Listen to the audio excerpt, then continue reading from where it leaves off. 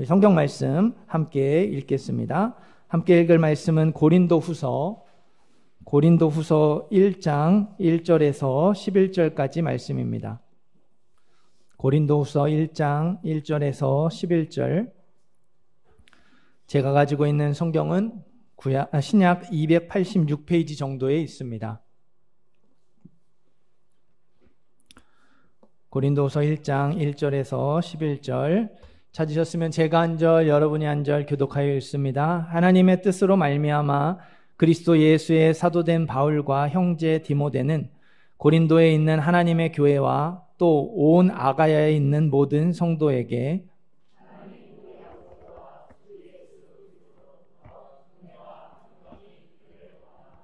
찬송하리로다. 그는 우리 주 예수 그리스도의 하나님이시요 자비의 아버지시요 모든 위로의 하나님이시며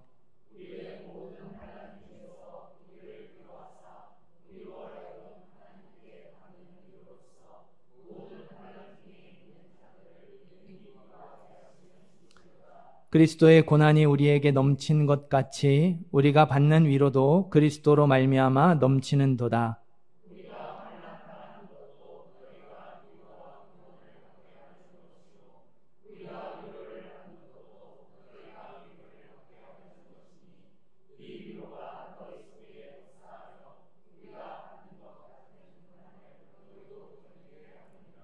너희를 위한 우리의 소망이 견고함은 너희가 고난에 참여하는 자가 된 것 같이 위로해도 그러할 줄을 알미라.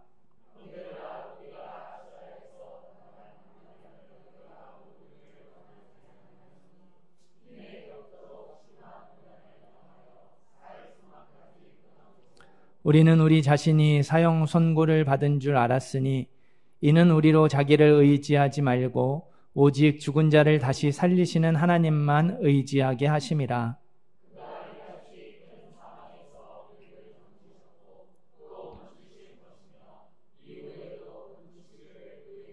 함께 읽습니다. 너희도 우리를 위하여 간구함으로 도우라.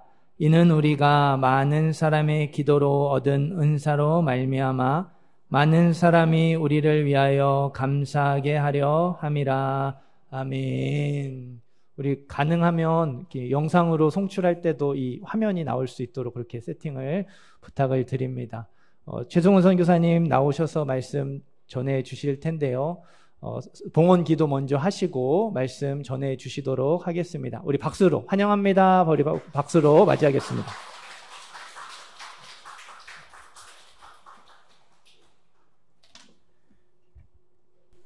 네, 함께 기도하겠습니다. 하나님 아버지, 구약 이스라엘 백성들이 하나님께 나아올 때 하나님 앞에 마땅히 가지고 나와야 할 제물을 번제단에 드려 하나님의 마음을 흡족하게 하고 주님이 흠향하실 때 기뻐하신다 말씀해 주신 것처럼 이 시간 부성교회 사랑하는 성도들이 이 자리에 올 때 하나님께 드려야 할 것들을 마땅히 준비하여 드림으로 하나님의 마음을 기쁘게 하게 하시니 참으로 감사를 드립니다. 하나님 드려진 헌물이 하나님 나라와 하나님의 의가 이 땅 가운데 이루어지는 일에 아름답게 사용될 수 있도록 인도해 주시옵시고 특별히 이 헌금을 드린 주의 백성들의 삶과 그들의 가정과 그들의 직장 가운데 복이 가득할 수 있도록 인도해 주시옵소서. 생활의 복과 영적인 복으로 인하여 항상 기쁨이 가득한 부성교회 귀한 가정들 되게 역사해 주시옵소서. 감사드리고 예수님의 이름으로 기도드리옵나이다. 아멘.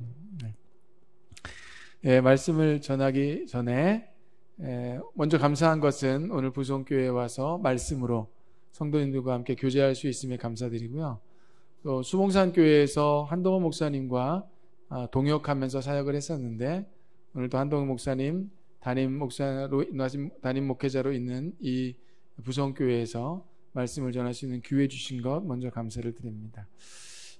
저는 소개받은 대로 최승훈 선교사라고 하고요. 제가 말로 길게 설명한 것보다 사진 몇 장을 준비했는데 제 사역을 소개하고 또 그러면 저의 소개도 같이 될 수 있을 것 같습니다. 함께 사진 좀 볼까요? 저는 그레이스 선교부라고 하는 선교부에 속해 있는 선교사입니다. 저희 그레이스 선교부에는요 총 6가정이 함께 모여서 태국에 넘어와 있는 미얀마 이주 근로자들을 위한 사역을 감당하고 있습니다. 치앙라이 지역에 MT를 가서 아주 좋은 공원이 있는데 사진을 함께 찍었습니다. 6가정이 함께 동역을 하고 있습니다. 그 다음에요. 여러분 아시는 것처럼 지난 2년 전에 코로나가 발발을 하고요. 저희 메소스에 있는 신학교를 1년 동안 문을 닫았습니다. 치앙마이에서 메소까지는 차로 5시간 정도가 걸리는데 메소스는 미얀마와 태국 국경 지역에 있는 도시입니다. 태국 편에 있는 도시죠. 메소 신학교는 총 8번에 거친 졸업생을 배출했는데 근데 이번에 코로나로 인해서 1년 문을 닫았고 다음에 1년은 온라인으로 수업을 했습니다. 그래서 예배당이며 학사동이며 기숙사며 식당이며 제가 지난 4월 달에 가보니까 아주 엉망진창이 돼 있는 거예요.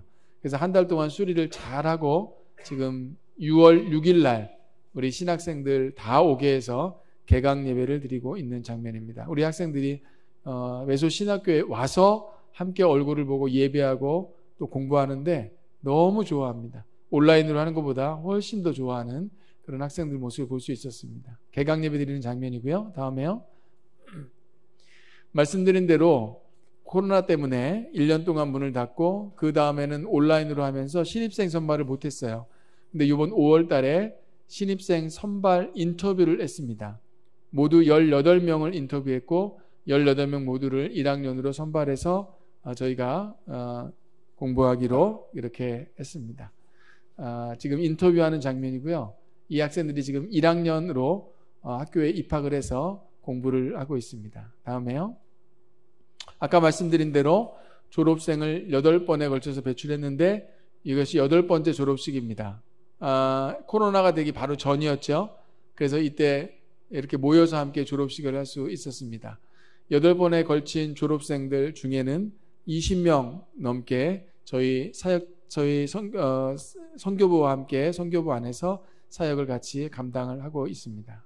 다음에요. 신학교 사역을 마치고 저희가 장학사역도 감당을 합니다. 한국에 있는 집사님 한 분이 자기의 소원대로 장학금을 보내주셔서 지금 수탭은혜교회라는 교회의 큰딸, 담임 목사님의 큰딸 유유라고 하는데요. 저 가운데 있는 학생이 치앙마이 대학교 1학년을 마쳤습니다. 지금 계속해서 장학금을 보내주시고 계시고요. 장학사역을 감당하고 있는데 이 학생뿐만 아니라 목회자 자녀들을 중심으로 저희가 할 수 있는 대로 장학사역을 감당하고 있습니다. 다음에요. 여러분 미얀마에 지난 2년 전에 쿠데타가 난 거 아시죠? 내전이 지금까지 있습니다. 계속해서 미얀마 정부군과 또 연합군이 계속해서 전쟁을 하고 있는데요. 피난민들이 생겨서 저희가 한국교회에 요청을 했죠. 물품과 옷가지며 헌금을 요청을 했습니다. 그때 한국교회에서 아주 분에 넘치게 이렇게 의류와 또 물품과 헌금을 보내주셔서 미얀마 내지 안쪽으로 전달할 수 있었습니다. 저희는 선교사라 한국 사람이라 미얀마 쿠데타 이후에 미얀마 내지를 잘 들어갈 수 없었는데 저희 가운데 계신 분은 사이묘민 목사님이라고 미얀마 분입니다. 그래서 저분을 통해서 미얀마 내지 안쪽으로 물품을 전달하고 헌금을 전달하는 일을 했습니다. 그리고요. 이 교회는 미얀마 교회인데 미얀마어로 설교하면 못 알아듣는 아주 특별한 교회입니다. 샨족이라고 부릅니다. 미얀마 안에는 135개 종족이 있는데요. 그 중에 샨족이 아주 큰 땅을 차지하고 있습니다. 샨족은 아주 폐쇄적인 공동체라 미얀마어가 표준어임에도 불구하고 미얀마어를 사용하지 않고 자기 종족 언어를 가지고 병원도 세우고 학교도 세우고 교회도 세우고 생활을 그렇게 합니다. 그래서 제가 여기 가서 미얀마 말로 설교하면 이 사람들은 못 알아듣습니다. 그래서 저는 이곳에 가서 태국어로 설교를 하는데요. 왜냐하면 이분들은 태국에 넘어온 지 오래된 분들이라 샨말, 샨족어, 자기 종족 언어와 태국 언어를 같이 사용합니다. 그래서 저는 태국어로 설교를 하는데 샨족이 특별한 이유는 미얀마에서 태국으로 넘어온 이주 근로자가 한 300만 명 정도가 되는데요. 그 중에 70%가 다 샨족입니다. 굉장히 많죠. 그리고 이 사람들은 98%가 불교 신자들입니다. 그래서 샨족 성도, 샨족 목사님 찾기가 참 쉽지가 않은데 하나님께서 은혜를 주셔도 저희 선교부 안에 샨족 교회가 2교회가 있고요. 여기 있는 이 교회는 사라피 은혜교회라고 부릅니다. 집을 월세를 내서 그렇게 예배를 드리고 있습니다. 그리고요, 이 사진은 아까는 메소 신학교, 미얀마 신학교를 얘기했잖아요. 여기는 태국 신학교입니다. 코로나로 인해서 한국의 목사님들이 강의하러 잘 못 오셔서 치앙마이 안에 있는 선교사들을 중심으로 그렇게 강의를 부탁을 했는데, 여기 사역하시는 신학교 사역하신 선교사님이 저에게 와서 신학생들에게 강의를 좀 해줄 수 있냐, 그래서 제가 3개월 동안 태국어로 열심히 준비해서 태국 신학교에 가서 성경 지리학을 강의한 적이 있습니다. 제가 또 태국에 돌아가면 다른 강의를 또 준비해서 여기에 가서 강의를 할 계획을 가지고 있습니다. 그 다음에요, 이 사진은 미얀마 사역자들이 태국 안에 있으면서 보호를 받기가 쉽지 않습니다. 왜냐하면 태국 땅이기 때문에. 그래서 지난 2년 전부터 저희가 이 미얀마 사역자들을 태국 교단에 허입시키는 절차를 준비했습니다. 비로소 3월 16일 날 태국 교단에 정식으로 미얀마 사역자, 저희 선교부에 있는 미얀마 사역자들 26명이 태국 교단에 허입이 됐습니다. 그래서 안전하게 보호를 받으면서 사역을 해나가고 있게 되었습니다. 저는 없는데, 저때 제가 코로나 걸려가지고 준비만 열심히 하고 저기 참석을 못했습니다. 아무튼 하나님께서 은혜 주셔서 미얀마 사역자들이 보호받으면서 사역을 할 수 있는 환경을 만들어 주셨습니다. 네. 까지죠? 네. 여러분, 그레이스 선교부 위해서 기도해 주실 때 6 가정이 함께 동역하고 있는 거 기억하시면서 함께 신실하게 동역할 수 있도록, 사랑으로 동역할 수 있도록 그렇게 기도해 주시고, 또 미얀마 교회, 또 미얀마 내지 안에 있는 교회, 태국 안에 있는 교회, 그리고 태국 사역까지 아까 말씀드린 샨족 교회가 하나님 안에서 더 많아지고 믿는 성도들의 수가 늘어갈 수 있도록 그렇게 기도해 주시면 감사하겠습니다. 네. 제가 말씀을 전하죠.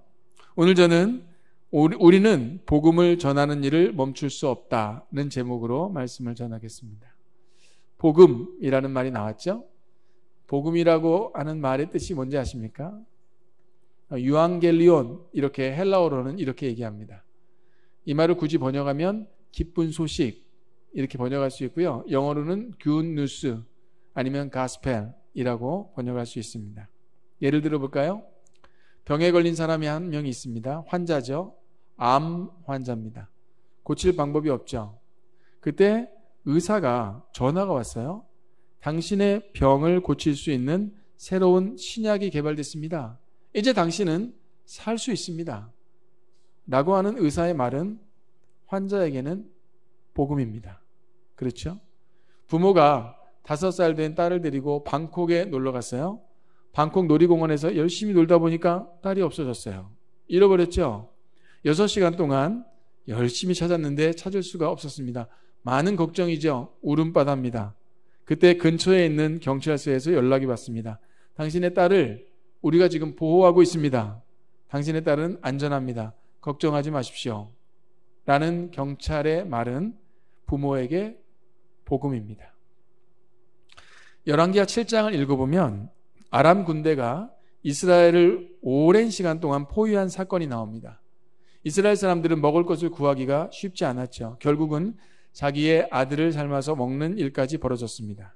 그때 성 밖에 있던 나병 환자 4명이 서로 말하여 결정하기를, 여기 있으나 아니면 아람 군대 쪽으로 가나 둘 다 죽을 텐데 우리 아람 군대 쪽으로 한번 가보자 라고 결정을 하고 아람 군대가 있는 진에 도착했습니다. 근데 그곳에 아무도 없었죠.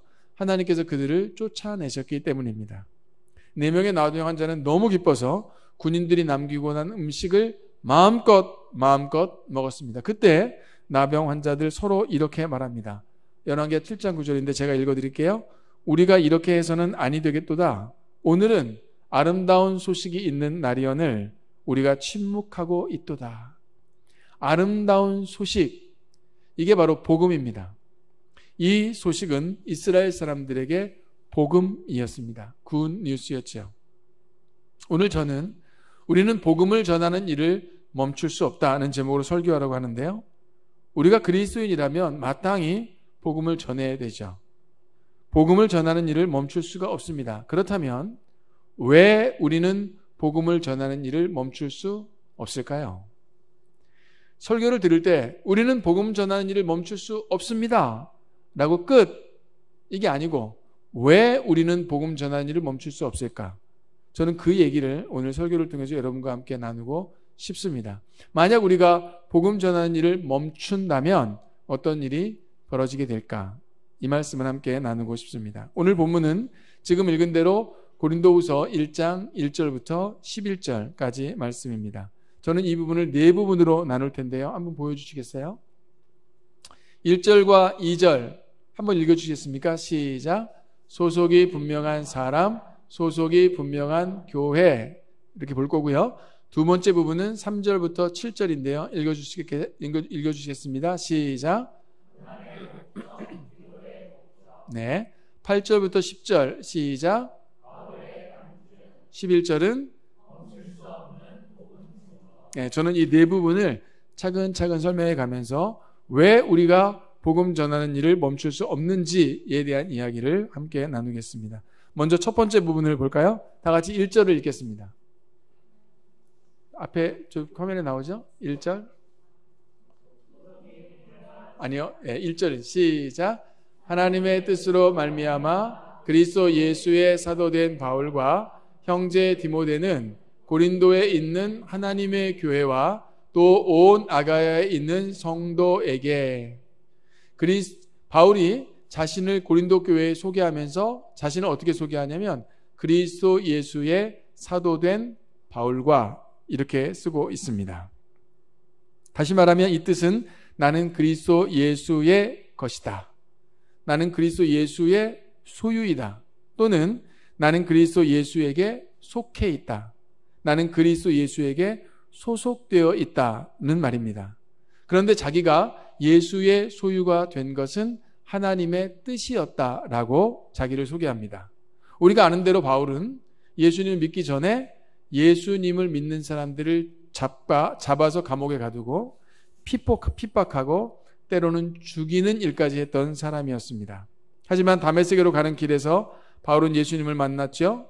하나님은 아나니아를 불러서 바울에게 보내면서 바울을 향한 하나님의 뜻이 어떤 것인지를 알려주었습니다. 그게 사도행전의 9장 15절에 나오는데 함께 읽겠습니다.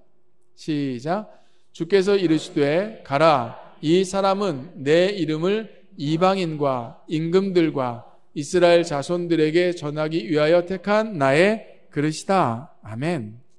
그러므로 고린도 교회에 자기 자신을 소개할 때 나는 그리스도 예수의 사도된 바울인데 이것은 하나님의 뜻으로 된 것이야 라고 말하는데 이 말을 좀 더 정확하게 요약을 하면 나는 소속이 분명한 사람이다 라고 외치듯이 고린도 교회의 자기를 소개하고 있습니다. 다시 한번요. 나는 소속이 분명한 사람이다 이렇게 쓰고 있는 겁니다.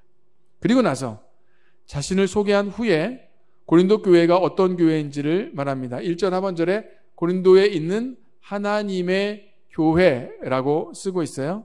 그리고 바울은 그 교회를 성도라고 부르고 있습니다. 그러므로 성도, 교회는요 건물이 아니죠. 교회는 예배당이 아닙니다. 교회는 성도입니다. 죄송하지만 제가 헬라어 두 단어를 쓸 건데 하나는 하기오스, 이 말은 거룩한 사람들. 두 번째는 에클레시아, 이 말은 부름을 받은 사람들이라는 뜻이에요. 그러니까 부름을 받은 사람들이 성도고요. 거룩한 사람들이 성도입니다. 그런데 고린도 교회가 그렇다는 거예요. 고린도 교회는 하나님의 교회라는 거죠. 다시 말하면 하나님에게 소속이 되어져 있는 교회, 하나님께 소속이 되어져 있는 거룩한 사람들이라고 얘기하는 겁니다. 바울은 자기를 소개할 때 어떻게 했어요? 나는 소속이 분명한 사람이다. 그리고 고린도 교회에 편지하면서 고린도 교회를 말하기를 당신은 소속이 분명한 교회입니다. 소속이 분명한 사람, 소속이 분명한 교회를 아주 정확하게 이야기하고 있습니다. 여러분들에게 물어볼게요. 여러분은 어디에 소속되어 있습니까? 그리스도 예수에게 소속되어 있습니다. 믿습니까? 여러분, 그리스도인들에게 이것만큼 중요한 질문이 없어요. 만약에 이 질문에 대한 대답을 정확하게 하지 않으면요, 다음에 두 번째 단계로 넘어갈 수가 없습니다. 소속이 분명한 사람, 나는 소속이 분명합니다, 나는 예수의 소유입니다 라고 분명하게 대답하는 사람만이 두 번째 단계로 넘어갈 수가 있습니다. 아버지와 딸이 있죠. 아버지가 딸에게 말합니다.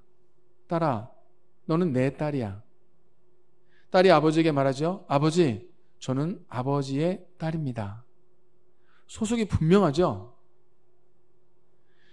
하나님께서는 이스라엘 백성을 향해서도 이렇게 말씀하셨어요. 에스겔 37장에 나는 그들의 하나님이 되고 그들은 나의 백성이 되리라. 소속이 분명하죠. 저는 이거를 영어로 being이라고 부를게요. B-E-I-N-G, being. 굳이 번역하자면 나 된 것입니다. 나 된 것. 나는 누구냐? 나는 예수의 것이다. 나는 소속이 분명한 사람이다. 저는 부성교회 모든 성도들이 나는 소속이 분명한 사람입니다 라고 힘있게 자신있게 말할 수 있는 성도가 되기를 주의 이름으로 축복합니다. 아멘. 또 한 가지가 있어요. 질문할 텐데, 부성교회는 어디에 소속된 교회입니까? 하나님께 소속된 교회입니다. 그리스도 예수께 소속된 교회입니다. 대한예수교 장로회 합동 측, 이거 아니고요. 그 얘기를 물어보는 게 아니고, 부성교회는 하나님의 소속된 교회입니다.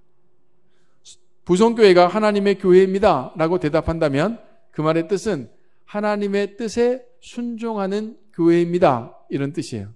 또 다른 뜻은 하나님의 뜻을 따라 사역하는 교회입니다, 이런 뜻을 가지고 있습니다. 오늘 본문 1절과 2절의 소주제는요, 소속이 분명한 사람, 소속이 분명한 교회입니다.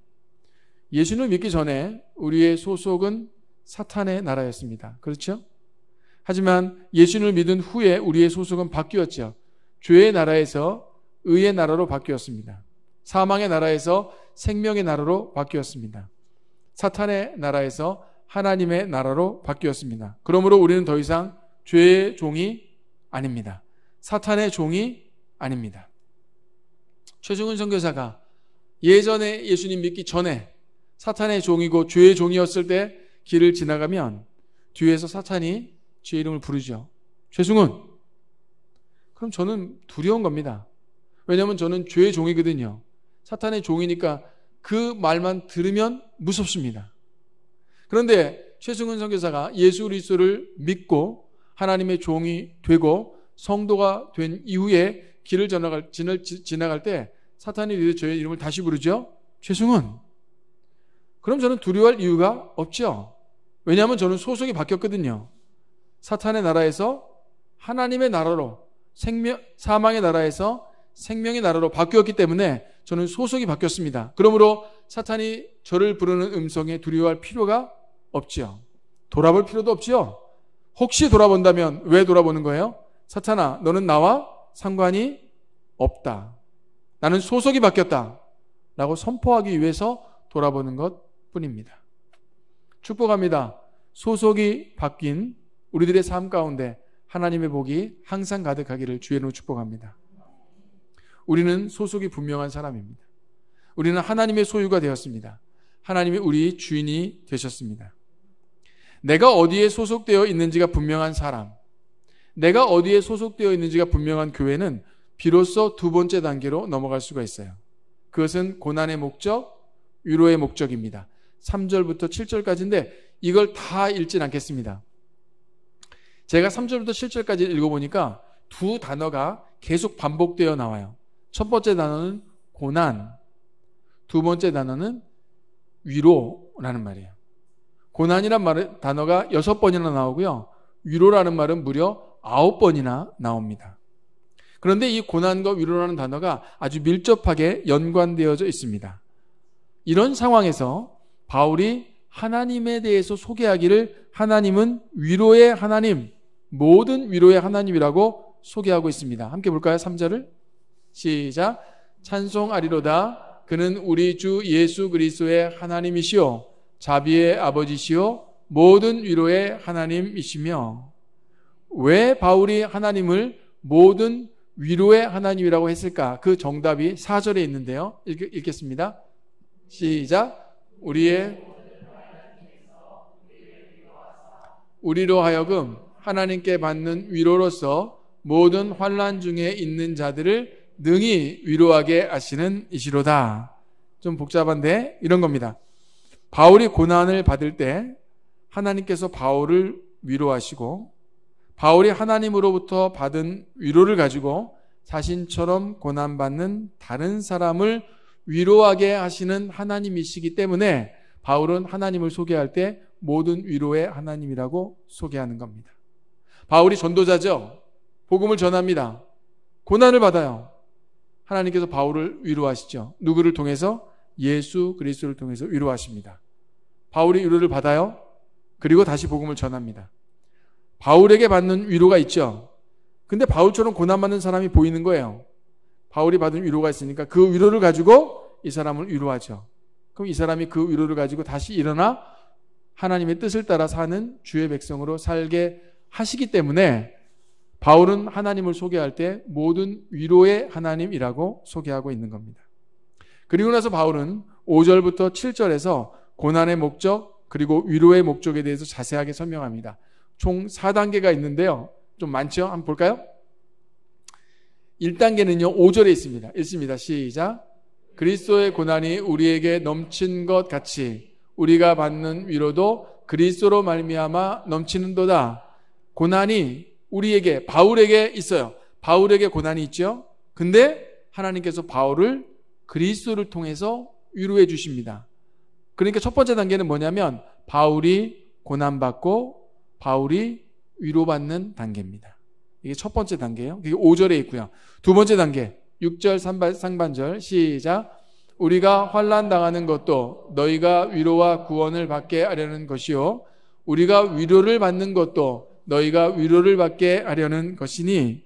두 번째 단계는요. 바울이 고난 중에 하나님으로부터 받은 위로가 있어요. 그 위로를 고난받는 다른 성도, 고난받는 다른 믿는 사람들을 그 위로를 가지고 위로하는 단계입니다.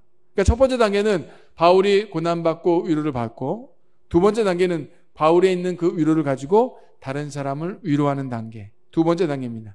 세 번째 단계가 6절 하반절인데 읽습니다. 시작.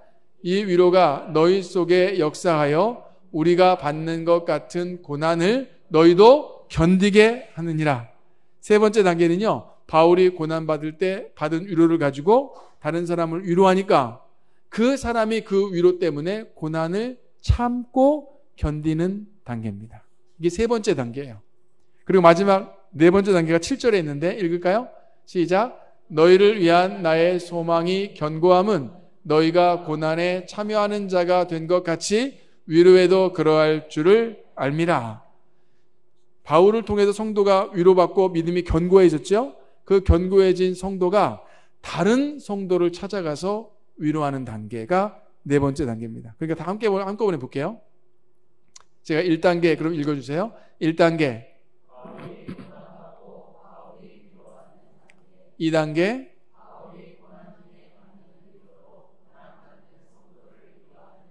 3단계 4단계는 제가 읽을게요. 한 가지 틀린 데가 있어서 4단계는 성도가 위로받고 그 성도가 다른 성도를 위로하는 단계. 그래서 바울은 하나님을 소개할 때 모든 위로의 하나님이라고 소개하고 있는 거예요. 현재 고난받고 있는 성도를 향한 바울의 소망이 뭡니까? 먼저는 바울이 주는 위로를 받는 것이죠. 그 위로는 하나님께로부터 온 위로입니다. 그리고 그 위로를 가지고 바울이 그랬던 것처럼 고난을 참는 거예요. 고난을 참으면 어떻게 돼요? 믿음이 든든한 사람이 됩니다. 고난을 참으니까. 근데 위로가 없으면 고난 찾기가 힘들어요. 그래서 바울이 그 사람을 위로하는 겁니다. 근데 이 위로도 어디로부터 왔어요? 하나님으로부터 온 거예요. 그래서 이걸 가지고 위로해 주니까 이 사람이 그 위로 때문에 든든한 믿음의 사람이 되어가고 있는 겁니다. 이것이 바울의 소망이었고 하나님의 소망이었습니다. 결국 고난의 목적, 위로의 목적은 믿음이 든든한 성도를 세우는 겁니다. 이것이 고난의 목적이고 위로의 목적입니다. 소속이 분명한 사람, 소속이 분명한 교회가 이제는 어떤 교회, 어떤 사람이 되었어요? 믿음이 든든한 사람, 견고한 믿음이 있는 교회가 되었습니다. 무엇 때문에? 하나님의 위로 때문에 그렇습니다. 여러분, 소속이 분명하다는 것은 더 이상 이 세상과 타협하지 않겠다는 뜻입니다. 오직 하나님의 말씀을 따라서만 살겠다는 뜻이죠. 예수 그리스도의 복음을 전파하며 살겠다는 뜻입니다. 그러니 당연히 고난을 받죠. 우리가 살고 있는 이 세상은 패역한, 하나님의 말씀과 상관없는, 하나님으로부터 등을 돌린, 교회로부터 등을 돌린 세상이기 때문에 성도가, 그리고 전도자가, 교회가 예수 그리스도의 복음을 전하면 당연히 고난을 받게 되어 있습니다. 하나님의 뜻을 따라 살려고 했는데 고난을 받으면 마음이 어떨까요? 예수님의 복음을 전파하며 살려고 했는데 고난을 받으면 마음이 어떨까요? 힘들죠. 그럴 때 뭐가 필요해요? 하나님의 위로가 필요합니다. 한 늙은 선교사가 아프리카에서 자기 사역지를 정리하고 그리고 자기 고국으로 돌아옵니다. 배를 타고 자기 고국으로 도착해서 내려야 되는데 하필 그 배에 그 나라 대통령이 탔습니다. 대통령이 먼저 내리도록 앞에 빨간색 카페트가 깔리고 밖에는 수많은 사람들의 인파가 몰려있고 그리고 빵빠레를 준비하고 있습니다. 대통령이 내리죠. 빨간색 카페트 위로 한 발자국 두 발자국 걸어올 때마다 빵빠레가 울리고 많은 사람들이 꽃다발을 흔들며 대통령을 환영합니다. 그리고 그 시간이 다 끝났죠. 다 사라졌습니다. 선교사가 내릴 차례가 됐죠. 배에서 나온 선교사를 위한 빨간색 카페트는 더 이상 없습니다. 아무도 없죠. 빵빠레도 없습니다. 선교사가 가지고 있는 것은 낡은 성경책과 가방 하나뿐입니다. 하나님 나라를 위해서 자신의 인생을 드렸는데 자기를 환영해 주는 사람 아무것도 없습니다. 그리고 여관방으로 들어가죠. 그리고 차가운 여관방 벽에 기대어 하나님께 기도하듯 중얼거립니다. 하나님, 이건 아닌데요. 그때 하나님께서 이 늙은 선교사를 위로하십니다. 네가 이 땅에서의 생애를 다 마감하고 내 나라에 오면 빨간색 카페트가 아니라 황금길을 내가 준비할게. 수많은 인파 정도가 아니라 천군 천사를 내가 준비할게. 빵빠레가 아니라 성가대를 내가 준비할게. 선교사가 위로를 받죠. 그리고 그 여관방에서 다시 일어납니다. 그리고 남은 여생을 주의 뜻을 따라 살기로 결심하며 나아가죠. 여러분, 하나님이 주시는 위로를 받아보셨습니까? 우리가 그 위로를 받으면 그때서야 비로소 자신처럼, 나처럼 하나님의 말씀 때문에 고난받는 다른 성도들이 보이기 시작합니다. 그리고 그를 찾아가서 자신이 받은 하나님의 위로를 가지고 그 성도를 위로해 줄 수 있습니다. 그 성도는 위로를 받고 고난을 참을 수 있게 되고 견딜 수 있게 되고 믿음이 견고한 성도가 되어가는 겁니다. 그리고 나서 그 사람은 다시 그 자리를 일어나 자신처럼 하나님 말씀 때문에 고난받는 다른 사람들을 찾기 시작하죠. 그리고 그 사람을 위로합니다. 바울은 5절에서 아주 중요한 말을 하고 있는데 고난이 우리에게 넘친 것처럼 위로도 그만큼 넘친다. 다시 말하면 고난이 크면 위로도 크다는 말입니다. 우리가 큰 위로를 받으면 다른 사람을 큰 위로를 가지고 위로할 수 있다고 말하고 있습니다. 이 말씀은 소속이 분명한 사람, 소속이 분명한 교회만이 알 수 있는 비밀입니다.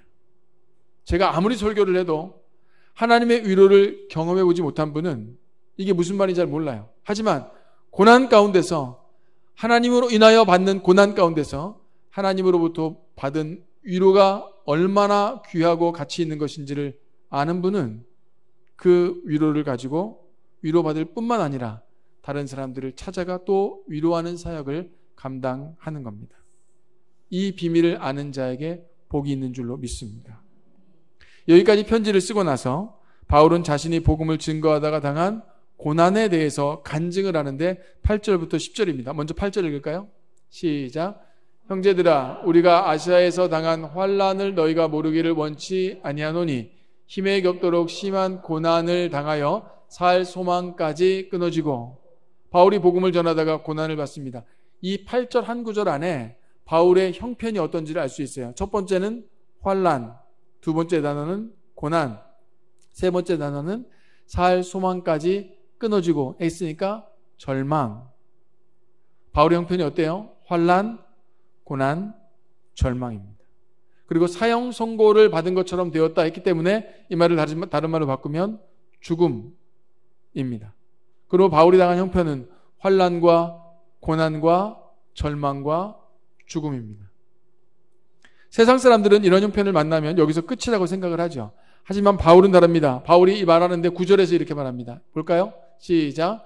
우리는 우리 자신이 사형 선고를 받은 줄 알았으니 이는 우리로 자기를 의지하지 말고 오직 죽은 자를 다시 살리시는 하나님만 의지하게 하심이라. 아멘. 우리가 주의 깊게 보아야 할 부분은 오직 죽은 자를 다시 살리시는 하나님. 다른 말로 하면 부활입니다. 바울이 당한 형편이 어떻다 그랬어요? 환난과 고난과 절망과 죽음입니다. 하지만 바울은 무엇을 바라봤습니까? 부활을 바라보고 있어요. 고난 중에 받는, 어떻게 바울은 이런 형편에서 부활을 바라볼 수 있었을까요? 하나님의 위로 때문입니다. 내가 하나님의 위로를 받고 있으니까. 고난 중에 받는 하나님의 위로로 바울은 부활을 소망하며 다시 예수 그리스도의 복음을 전파할 수 있게 되었습니다. 그 하나님의 위로가 어떤 것이냐면 10절에 있어요. 볼까요? 시작. 그가 이같이 큰 사망에서 우리를 건지셨고 또 건지실 것이며 이후에도 건지시기를 그에게 바라노라. 건지시며 세 번이나 나오죠. 이 건지다라는 말의 헬라어는 리오마이라고 하는데요. 이 말의 뜻은 구출하다, 구해내다, 보존하다, 구하다 이런 말이에요. 바울은 하나님의 자신을 건지셨고 또 건지실 것이며 또 계속해서 자기를 모든 고난 가운데서, 환난 가운데서, 절망 가운데서, 죽음 가운데서 건지실 것이라고 고백하고 있는 겁니다. 이 말은 복음을 전하다가 고난을 받을 때마다 하나님께로부터 오는 위로로 내가 이겨내겠다라는 말의 뜻이고요. 그러므로 내가 고난 받더라도 복음 전하는 일을 멈출 수가 없다는 뜻입니다. 복음 전하다가 고난을 받으면 하나님께서 건지셨고 건지실 것이며 계속해서 건지시기 때문에 나는 복음 전하는 일을 멈출 수가 없고 오늘도 일어나 주의 복음 증거하기 위하여 나간다 라는 결단이 바울에게 있는 겁니다. 여러분, 바울의 간증에서 우리는 소속이 분명한 사람을 끊임없이 위로하시는 하나님을 만날 수 있습니다. 위로하시는 하나님 때문에 바울의 삶 속에서는 고난도 넘쳤지만 위로도 넘쳤습니다. 바울은 그 넘치는 위로로 자신처럼 고난받는 사람을 찾아갈 수 있었고 그들을 위로할 수 있었습니다. 그러므로 여러분 보실까요? 소속이 분명한 사람, 이 사람은 복음을 전파하는 사람입니다. 그렇죠?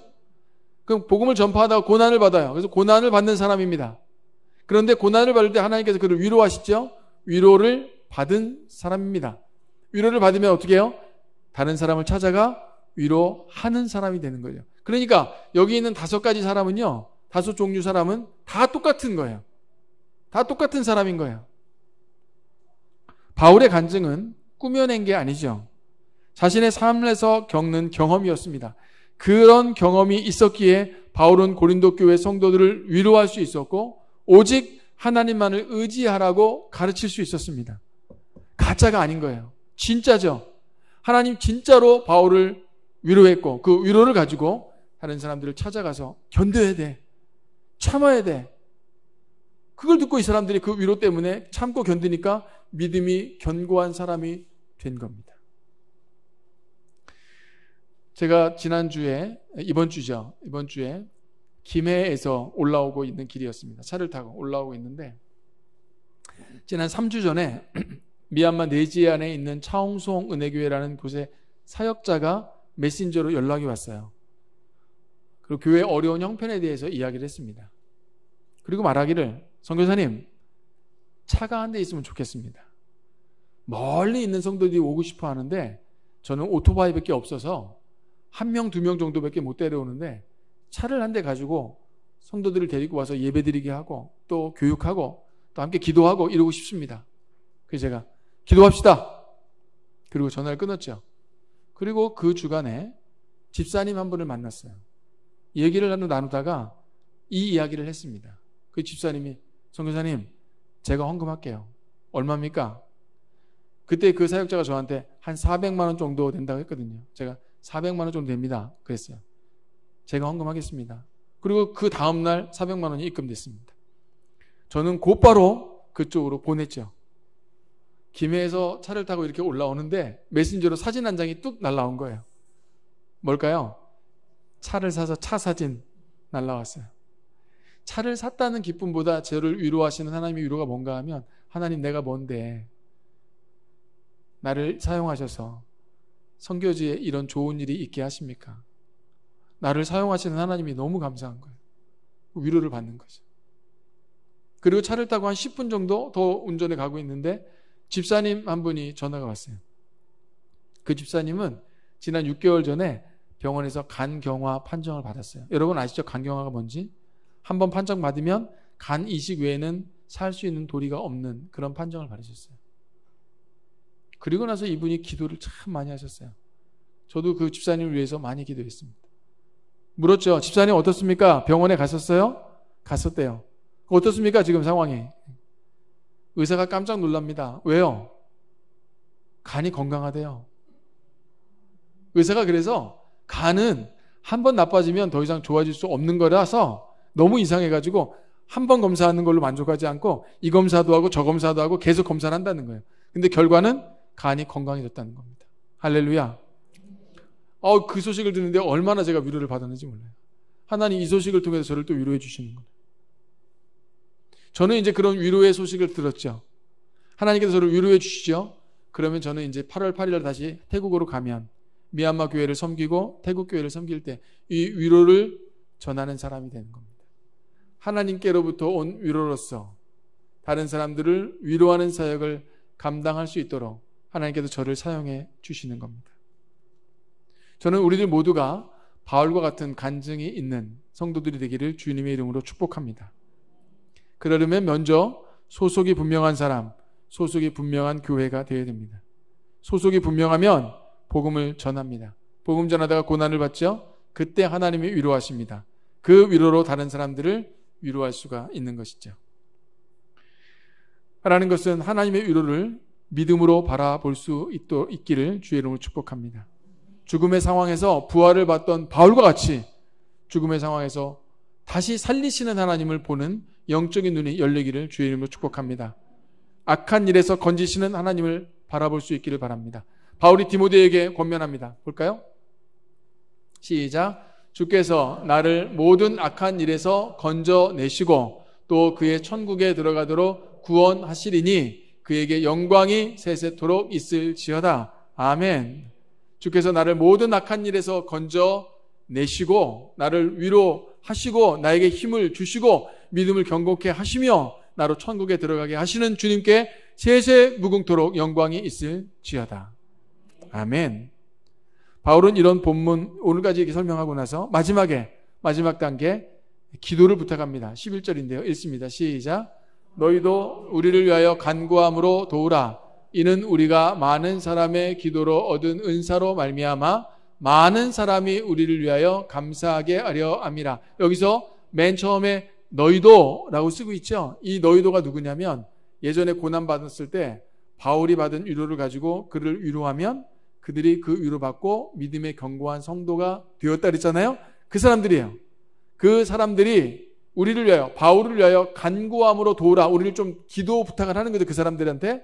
그리고 하는 말이 이는 우리가 많은 사람의 기도로 많은 사람 첫 번째 많은 사람 기도로 얻은 은사로 말미암아 많은 사람 두 번째 많은 사람 우리를 위하여 감사하게 합니다. 첫 번째 많은 사람과 두 번째 많은 사람이 달라요.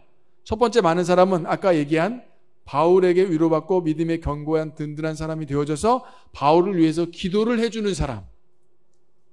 두 번째 많은 사람은 바울이 그 기도를 해주는 것을 하나님께서 들으시고 바울을 위로하사 다시 고난의 자리에서 일어나 많은 사람을 찾습니다. 그 많은 사람은 아직 예수 안 믿는 사람, 구원의 소식을 모르는 사람에게 찾아가서 복음을 전하니까 그들이 그것 때문에 너무 감사해서 바울에게 감사합니다 라고 얘기하는 많은 사람이 여기 있는 거예요. 그러니까 여기 있는 많은 사람은 바울을 위해서 기도해주고 하나님께서 그 기도를 들으셔서 바울을 위로하니까 바울이 일어나 다시 아직 예수 안 믿는 많은 사람을 찾아가서 복음 증거하는 일을 감당하게 하게 해달라고 바울이 기도 부탁을 하고 있는 것입니다. 바울은 고난을 받더라도 복음을 전해야 했습니다. 그래야 많은 사람이 구원을 받을 수 있기 때문입니다. 그런데 고난을 받는 게 쉬운 일이 아니에요. 하나님의 위로가 있어야 됩니다. 이를 위해서 바울이 기도를 부탁하고 있는 겁니다. 그러니까 바울이 기도를 부탁하는 이유는 고난에서 벗어나기 위해서가 아니에요. 고난을 받지 않게 해달라고도 아닙니다. 고난을 피하기 위해서가 아니죠. 더 많은 사람들을 구원할 수 있는 사역을 더 감당할 수 있도록 나를 위로해 주시는 하나님을 위해 기도해 달라고 부탁을 하고 있는 겁니다. 태국에서 미얀마 사역을 감당하는 최승훈 선교사가 부성교회에 기도를 부탁하는 거예요. 그럼 부성교회가 저를 위해 기도를 해 주시죠. 근데 기도가 이거 아니에요. 하나님, 최승훈 선교사가 고난에 받지 않도록 아니고, 최승훈 선교사가 고난을 피할 수 있도록 이것도 아니고, 최승훈 선교사가 고난에서 벗어날 수 있도록도 아니고, 고난을 견딜 수 있도록 하나님 위로해 주세요. 그럼 그 위로가 저한테 오죠. 아까처럼 제가 2가지 위로 받았다 그랬잖아요. 그 위로를 가지고 다시 사역을 시작하는 겁니다. 바울이 똑같아요. 나를 위해 기도해 주세요. 하나님의 위로를 위해서. 내가 계속해서 복음을 증거할 수 있도록 하기 위해서. 그러니까 바울이 기도를 부탁하는 이유는 한 가지. 나는 복음 전하는 일을 멈출 수 없기 때문에. 사랑하는 여러분, 소속이 분명한 사람은 예수님의 복음을 증거하는 일을 멈추지 않습니다. 소속이 분명하기 때문에 당연히 고난을 받습니다. 하나님 말씀대로 살려고 하니까 당연히 고난을 받죠. 예수님의 복음을 전파하며 살려고 하니까 당연히 고난을 받습니다. 하지만 그는 멈추지 않습니다. 오히려 기도를 부탁합니다. 고난을 받지 않게 해달라고가 아니라 하나님의 위로를 위해서, 넘치는 하나님의 위로를 받게 해달라고 기도를 부탁하는 겁니다. 부성교회 성도들 사이사이에도 그렇게 기도를 부탁하는 거예요. 복음을 증거하기 위해서 가족을 해가고, 이웃에게 가고, 또 직장에 가고, 복음을 증거할 때 받는 고난이 있는데 이것 때문에 실망스럽고 힘들 때 서로 기도를 부탁하는 거죠. 나를 위해 기도해 주세요. 집사님, 저를 위해 기도해 주세요. 장로님, 권사님, 저를 위해 기도해 주세요. 왜? 고난을 피할 수 있게가 아니라 끝까지 복음을 전할 수 있도록 나를 위해 기도해 주세요. 하나님께서 들으시고 그 사람을 위로하시며 다시 일어나게 하시고 복음 증거케 하시는, 바울은 1단계부터 4단계를 통해서 성도들을 얻었습니다. 그리고 다른 사람들을 더 얻기 위해서 기도를 부탁하고 있습니다. 이것이 소속이 분명한 사람, 소속이 분명한 교회의 모습입니다. 오늘 설교 제목은 우리는 복음 전하는 일을 멈출 수 없다입니다. 맞습니까? 아멘, 아멘. 그렇게 사는 인생이 되기를 주의 이름으로 축복합니다. 지금도 복음을 듣지 못하고 세상의 것만 쫓다가 허무하게 인생을 마감하는 사람들이 우리 주변에 너무나도 많습니다. 여러분, 복음 전하는 일을 멈추지 마십시오. 고난을 받을 때 하나님의 위로가 함께 있음을 기억하십시오. 그리고 하나님의 위로로 모든 고난을 이겨낼 수 있도록 기도를 부탁하십시오. 주님, 내가 그렇게 하겠습니다. 주님, 나를 위로해 주십시오. 그리고 서로 기도를 부탁하는 성도들이 되기를 바랍니다. 소속이 분명한 사람, 소속이 분명한 교회의 삶이 바로 이런 겁니다. 다시 한번 얘기합니다. 우리는 복음을 전하는 일을 멈출 수가 없습니다. 기도하겠습니다. 살아계신 하나님, 오늘도 주일 예배 시간에 하나님의 말씀을 듣게 하시고 들은 말씀대로 살게 하시며 살 수 있도록 결단케 하시니 참으로 감사를 드립니다. 복음 전하는 일을 멈출 수 없다라고 바울이 말했던 것처럼 우리의 고백이 그렇게 될 수 있도록 인도해 주시옵소서. 부성교회 성도들 사이사이에 기도 부탁하는 일들이 많아지게 도와주시옵시고, 그래서 위로 많이 받게 도와주시옵시고, 그 위로로 고난의 현장 가운데서 복음을 증거하며 사는 성도들 모두가 되게 역사하여 주시옵소서. 감사드리고 예수님의 이름으로 기도드리옵나이다. 아멘.